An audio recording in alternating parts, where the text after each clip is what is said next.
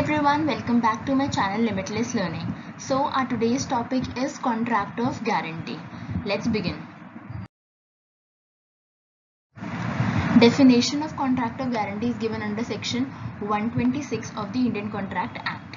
तो definition क्या कहती है इसकी कि definition कहती है कि a contract of guarantee is a contract of performance of to perform the promise or to discharge the liability of a third person in case of his default. तो यहाँ पे क्या कह रही है ये कि किसी को परफॉर्म करना है अपना प्रॉमिस. कॉन्ट्रैक्ट के अंदर हम अपना प्रॉमिस परफॉर्म करते हैं. सेकंड, उसकी परफॉर्मेंस की वजह से किसी और की जो लायबिलिटी है वो डिस्चार्ज हो जाएगी. किसकी लायबिलिटी डिस्चार्ज होगी? उस पर्सन की जो वो डिफॉल्ट कर रहा है. ठीक है, तो इसकी समरी ये क्या कहना चाहता है? ये कहता है कि इसमें तीन पार्टीज हैं, क्रेडिटर, प्रिंसिपल डेटर और एक है श्योरिटी. तो यहाँ पे हमें क्रेडिटर और डेटर का रिलेशनशिप हमें पता है. गारंटी के अंदर डेटर को प्रिंसिपल डेटर कहा जाता है. ठीक है, तो क्रेडिटर और डेटर का रिलेशनशिप हमें पता है, हमने अकाउंट्स में पढ़ा है कि डेटर को, क्रेडिटर वो होता है जिससे हमने उधार लिया है और डेटर वो होता है जिसने उधार लिया है और जिससे हमने उधार लिया है, तो वो क्रेडिटर होता है. तो क्रेडिटर, डेटर को पेमेंट करनी होती है क्रेडिटर को. तो यहाँ पे श्योरिटी का काम ये आता है कि अगर डेटर उसकी जो लायबिलिटी है क्रेडिटर को पे करने की उसके अंदर डिफॉल्ट करता है, तो ये जो श्योरिटी है ये प्रिंसिपल डेटर के बिहाफ पर क्रेडिटर को पे करेगा. ठीक है, तो ये एक कॉन्ट्रैक्ट ऑफ गारंटी में आते हैं. श्योरिटी गारंटी देता है प्रिंसिपल डेटर को और क्रेडिटर को कि in case of default of principal debtor the surety अपना प्रॉमिस परफॉर्म करने का, लायबिलिटी को डिस्चार्ज करने का करेगा फुलफिल और क्रेडिटर को पे करेगा. ठीक है, ये डेफिनेशन का मतलब था जो इन तीन पार्टीज के को बेस रख के हमने समझे. ठीक है, ये कॉन्ट्रैक्ट ऑफ गारंटी यही कहता है बस कि वो गारंटी दी जाती है वहां पे. आगे आते हैं. अब श्योरिटी की लायबिलिटी तो हो गई कि उसको जो डेट था प्रिंसिपल डेटर का वो पे करना है, लेकिन उस लायबिलिटी की एक एक्सटेंट है, एक लिमिट है. तो पहले हम देखेंगे कि लायबिलिटी ऑफ श्योरिटी को सेकेंडरी क्यों कहा गया है और liability of principal debtor primary क्यों है. तो पहले डेटर है, डेटर और क्रेडिटर के बीच में रिलेशनशिप है, तो प्राइमरी मतलब फर्स्ट और सेकेंडरी मतलब सेकंड. तो डेटर की लायबिलिटी पहले आती है और श्योरिटी की लायबिलिटी बाद में आती है, इसलिए प्राइमरी और सेकेंडरी का रिलेशनशिप है. क्योंकि जब प्रिंसिपल डेटर डिफॉल्ट करेगा उसी के बाद श्योरिटी की लायबिलिटी अराइज होती है. अगर प्रिंसिपल डेटर डिफॉल्ट ही नहीं करेगा तो सेकेंडरी लायबिलिटी अराइज नहीं होगी, श्योरिटी की लायबिलिटी अराइज नहीं होगी. प्रिंसिपल डेटर के बिहाफ पे अगर डिफॉल्ट होता है तो ही श्योरिटी उसके बिहाफ पे करेगा. ठीक है, अब आते हैं इसके एक्सटेंड. एक्सटेंड में कहता है कि it is a coextensive with liability of principal debtor. मतलब को एग्जिस्ट, वो साथ में एग्जिस्ट करती है. श्योरिटी की जो लायबिलिटी है वो प्रिंसिपल डेटर की लायबिलिटी के साथ में एग्जिस्ट करती है कि जो लायबिलिटीज प्रिंसिपल डेटर की है वो लायबिलिटी श्योरिटीज की भी है अगर वो कॉन्ट्रैक्ट ऑफ गारंटी के अंडर है. ठीक है, जितनी भी लायबिलिटीज हैं. उसके बाद कमेंसमेंट ऑफ श्योरिटीज लायबिलिटी. तो कमेंसमेंट से ये होता है कि एज सोन एज जो प्रिंसिपल डेटर है हमारा वो डिफॉल्ट करेगा इन पेमेंट में, उसी के साथ साथ श्योरिटी की लायबिलिटी अराइज हो जाएगी. ऐसा कुछ नहीं है कि प्रिंसिपल डेटर जाकर उसको एक नोटिस देगा या पहले क्रेडिटर स्यू करेगा प्रिंसिपल डेटर को तो उसकी लायबिलिटी अराइज होगी. नहीं, वो कॉन्ट्रैक्ट ऑफ गारंटी में है और वो एक इम्प्लाइड सिचुएशन है कि अगर प्रिंसिपल डेटर पे नहीं करेगा तो श्योरिटी अपने आप आगे आएगा पे करने के लिए. ठीक है, फिर आते हैं श्योरिटी की लायबिलिटी लिमिटेड भी हो सकती है. लिमिटेड से इसका मतलब है कि वो एक कॉन्ट्रैक्ट ऑफ गारंटी में अपना अमाउंट ऑफ लायबिलिटी फिक्स कर सकते हैं कि मैं इतने अमाउंट तक रिस्पॉन्सिबल हूँ. वो एक अपने अमाउंट या फिर परसेंटेज फिक्स कर सकते हैं. It may be continuous. Continuous से मतलब है कि इट्स नॉट अनलिमिटेड और इट्स नॉट लिमिटेड. कॉन्टिन्यूस से मतलब होता है कि प्रिंसिपल डेटर और क्रेडिटर दोनों एक अगर ट्रांजैक्शंस करते जाते हैं और वो कॉन्ट्रैक्ट ऑफ गारंटी में आता है प्रिंसिपल डेटर और क्रेडिटर श्योरिटी के साथ, तो हर एक ट्रांजैक्शन के लिए जो श्योरिटी है वो रिस्पॉन्सिबल होगा. फर्स्ट ट्रांजैक्शन हुई, उसमें अगर डिफॉल्ट किया तो श्योरिटी आगे आएगा. सेकेंड ट्रांजैक्शन उसके साथ आगे हुई तो श्योरिटी आगे आया. थर्ड, ऐसे जब कॉन्टिन्यूस एक सीरीज चलती जाएगी उस सीरीज को हम कहते हैं कॉन्टिन्यूस, मतलब उसकी जो लाइबिलिटी है वो कॉन्टिन्यूस है, जैसे जैसे ट्रांजैक्शंस होंगी वैसे वैसे श्योरिटी की लाइबिलिटी अराइज होगी। मे बी कंडीशनल, कंडीशनल से मतलब है कि कॉन्ट्रैक्ट ऑफ गारंटी में श्योरिटी है अपनी कुछ कंडीशंस, अपनी कुछ टर्म्स एंड कंडीशंस डाल सकता है और वो ये कह सकता है कि जब ये टर्म्स एंड कंडीशंस फुलफिल होंगी उसी के बाद मैं रिस्पॉन्सिबल होऊंगा पे करने के लिए। अगर आपने डिफॉल्ट किया इनको फुलफिल करने में तो मैं डिस्चार्ज हो जाऊंगा, मतलब मेरी लाइबिलिटी खत्म हो जाएगी वहीं पे। ठीक है, next up is discharge of surety, कि श्योरिटी अपनी लायबिलिटी से कब छुट्टी पा सकते हैं, डिस्चार्ज। ठीक है, नोटिस ऑफ रिवोकेशन, हमने काफ़ी बार पढ़ा है कि हम अगर कोई कॉन्ट्रैक्ट से मतलब एक कॉन्ट्रैक्ट खत्म करना चाहते हैं तो हम एक रिवोकेशन का नोटिस दे सकते हैं। तो सिमिलरली श्योरिटी भी अगर अपनी लायबिलिटी को खत्म करना चाहता है तो वो सेक्शन 130 के अंदर एक नोटिस दे सकता है रिवोकेशन का। तो वो अगर उस केस में कॉन्टिन्यूइंग गारंटी का केस है कि मतलब बहुत सारी सीरीज ऑफ ट्रांजैक्शंस है, तो उसने जैसे फर्स्ट 2 ट्रांजैक्शंस तो हो गई और अभी सेकंड ट्रांजैक्शन है ना, उसको उसकी पेमेंट करनी बाकी है, श्योरिटी की लायबिलिटी अभी खत्म नहीं हुई है, लेकिन उसके बाद उसने मतलब जब उसके पास लायबिलिटी आ गई श्योरिटी के पास सेकंड ट्रांजैक्शन की, उसके बाद उसने रिवोकेशन का नोटिस दिया है। ठीक है, तो वो जो रिवोकेशन का नोटिस है वो एप्लीकेबल सेकंड ट्रांजैक्शन पे नहीं होगा, वो आगे की जितनी भी ट्रांजैक्शंस होंगी ना in respect of future transactions उसके लिए होगा वो, मतलब वो आगे की ट्रांजैक्शंस को रिवोक कर देगा, लेकिन जो ऑलरेडी उसके ऊपर लायबिलिटी है वो उसको खत्म नहीं करेगा। श्योरिटी अपनी सेकंड ट्रांजैक्शन के लिए रिस्पॉन्सिबल है। ठीक है, इन केस ऑफ स्पेसिफिक गारंटी, मतलब उस केस में सीरीज ऑफ ट्रांजैक्शन का केस नहीं है, एक ही ट्रांजैक्शन है और एक ही बार होगा। तो मतलब अगर प्रिंसिपल डेटर के ऊपर कोई भी लायबिलिटी अराइज है ही नहीं, कोई भी लायबिलिटी ही नहीं है उसके ऊपर, तो वो रिवोक हो सकता है, लेकिन अगर प्रिंसिपल डेटर के ऊपर लायबिलिटी आ चुकी है तो वो रिवोक नहीं हो सकती ट्रांजैक्शन। ठीक है, death of surety, death of surety under section 131 कि अगर श्योरिटी की डेथ हो जाती है तो ऑब्वियसली कॉन्ट्रैक्ट ऑटोमेटिकली डिस्चार्ज हो जाएगा। वेरिएंस इन टर्म्स, तो अगर प्रिंसिपल डेटर और क्रेडिटर आपस में किसी अग्रीमेंट पे आते हैं या किसी आर्ग्यूमेंट के थ्रू वो कुछ terms and conditions of contract of guarantee जो है उनको चेंज कर देते हैं, उनके अंदर कुछ वेरिएशंस ला देते हैं, लेकिन उस चीज़ का वो कंसेंट नहीं लेते हैं श्योरिटी से, उस चीज़ की एक्सेप्टेंस वो श्योरिटी से नहीं लेते हैं, तो उस केस में श्योरिटी जो है वो ऑटोमेटिकली डिस्चार्ज हो जाएगा अपनी लायबिलिटी से। ठीक है, ये है अंडर सेक्शन 133।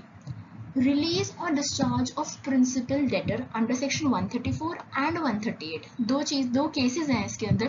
फर्स्ट ये कह रहे हैं कि release and discharge of principal debtor, तो अगर principal debtor is release from his liability by the creditor, किसी भी वजह से अगर क्रेडिटर प्रिंसिपल डेटर को उसकी लायबिलिटी से छुट्टी दे देता है, डिस्चार्ज कर देता है, रिलीज कर देता है, या फिर किसी ऐसे एक्शन की वजह से, किसी ऐसे ओमिशन, क्रेडिटर के किसी ऐसे ओमिशन की वजह से प्रिंसिपल डेटर ऑटोमेटिकली डिस्चार्ज हो जाते हैं उसकी लायबिलिटी से, तो उस केस में जो श्योरिटी है वो भी डिस्चार्ज हो जाएगा अंडर सेक्शन 134। 134 तो ये कहते हैं कि प्रिंसिपल डेटर के डिस्चार्ज होने से श्योरिटी भी डिस्चार्ज हो जाएगा, लेकिन 138 क्या कहता है, 138 ये कहता है कि श्योरिटी जो डिस्चार्ज हो गया लेकिन वो प्रिंसिपल डेटर की लायबिलिटी से डिस्चार्ज हुआ है, वो जो उसके साथ अगर को श्योरिटीज वर्क कर रहे हैं, उसके साथ जो को श्योरिटीज कॉन्ट्रैक्ट ऑफ गारंटी में है वो उनसे डिस्चार्ज नहीं हुआ, मतलब जो उसकी रिस्पॉन्सिबिलिटी है या उसकी लायबिलिटी है जो टुवर्ड्स उसके अदर को श्योरिटीज वो खत्म नहीं हुई है, वो उनसे डिस्चार्ज नहीं हुआ, उसकी तरफ उन सारे को श्योरिटीज की तरफ वो उतना ही रिस्पॉन्सिबल है, उतना ही लायबल है जितना पहले था। ये है अंडर सेक्शन 138।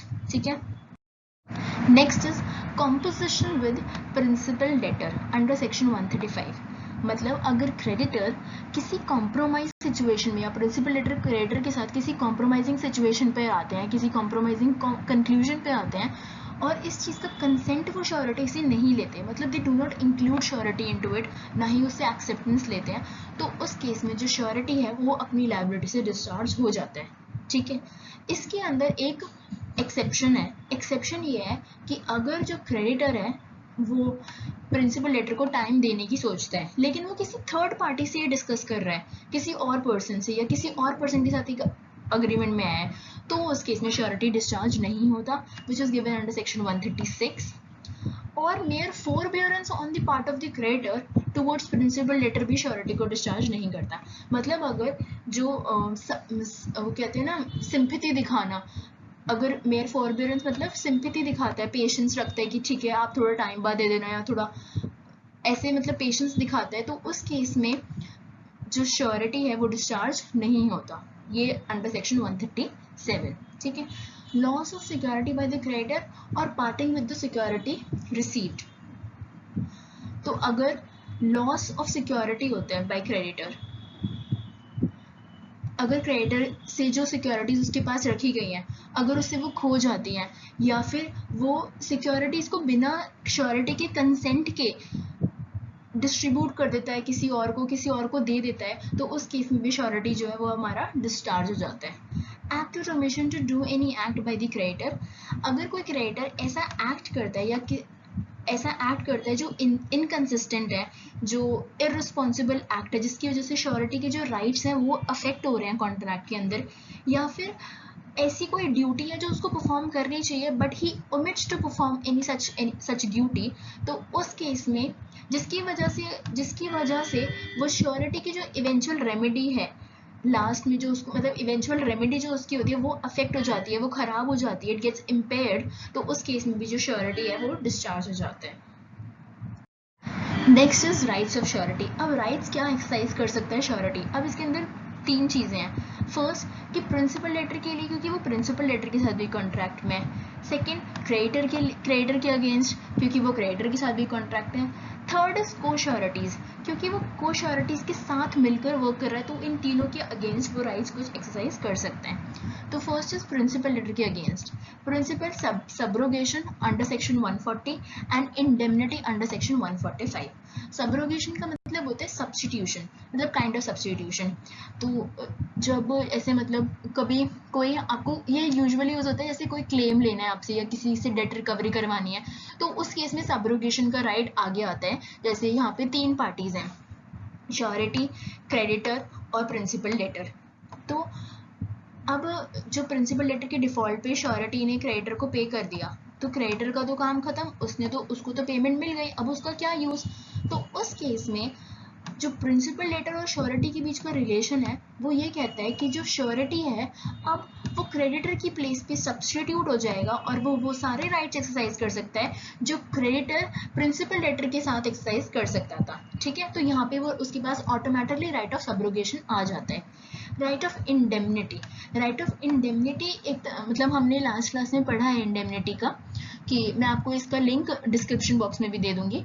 तो इंडेमनिटी का मतलब होता है भरपाई करना नुकसान की। तो यहाँ पे भी श्योरिटी ने प्रिंसिपल लेटर की बिहाफ पे पेमेंट करी है, तो ये एक तरह से इम्प्लाइड कॉन्ट्रैक्ट है, इम्प्लाइड प्रॉमिस है कि प्रिंसिपल लेटर रिस्पॉन्सिबल है इंडेमनिफाई करने के लिए श्योरिटी को, जितना भी श्योरिटी ने उसके बिहाफ पे किया है, ठीक है। तो यहाँ पे आता है राइट ऑफ इंडेमनिटी, वो कंप्लीटली उसके ऊपर एक्सरसाइज कर सकता है ये राइट प्रिंसिपल लेटर के ऊपर। अब आता है राइट अगेंस्ट क्रेडिटर्स। क्रेडिटर के अगेंस्ट कि वो क्लेम कर सकते हैं सिक्योरिटीज, जितनी भी सिक्योरिटीज क्रेडिटर के पास हैं, चाहे उसको इस बात श्योरिटी को इस बात की नॉलेज थी या नहीं थी, उसका पूरा राइट है कि वो सिक्योरिटीज को वो उससे क्लेम कर सकता है, उससे ले सकते हैं क्रेडिटर से, ठीक है, अंडर सेक्शन 141।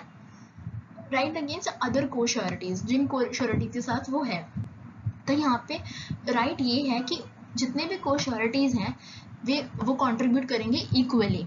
ये जैसे पार्टनरशिप डीड में हमने पढ़ा था अकाउंट्स में कि बाय डिफॉल्ट पार्टनर्स जो हैं वो शेयर करते हैं प्रॉफिट्स इक्वली और अदरवाइज वो डिसाइड करते हैं रेशो। तो यहाँ पे भी सिमिलर चीज़ है कि अगर उनके बीच में कॉन्ट्रैक्ट ऑफ गारंटी में कोई रेशो डिसाइडेड नहीं है कि वो किस रेशो में कंट्रीब्यूट करेंगे, तो वो इक्वली कंट्रीब्यूट करेंगे, और अगर रेशो डिसाइडेड है तो वो उस रेशो के हिसाब से कंट्रीब्यूट करेंगे। This is given under section 146। Next is कि यहाँ पे भी ना एक लिमिट है कि वो लिमिट स्पेसिफाई फिक्स कर सकते हैं अपनी कि हम इतने अमाउंट तक ही कंट्रीब्यूट करेंगे, तो उनकी जो गारंटी है वो उतने अमाउंट तक फिक्स हो जाती है कि even if it is equal और even if it is in decided ratio, एक बाउंडेशन है, अमाउंट का बाउंडेशन भी है जो वो फिक्स कर सकते हैं अंडर कॉन्ट्रैक्ट ऑफ गारंटी, और उसके ऊपर वो लायबल नहीं होंगे, विच is given under section 147।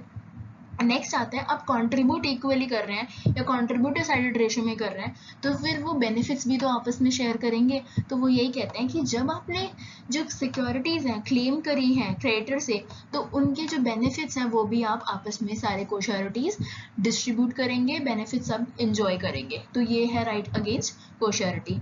This is all about contract of guarantee. I hope you like my video.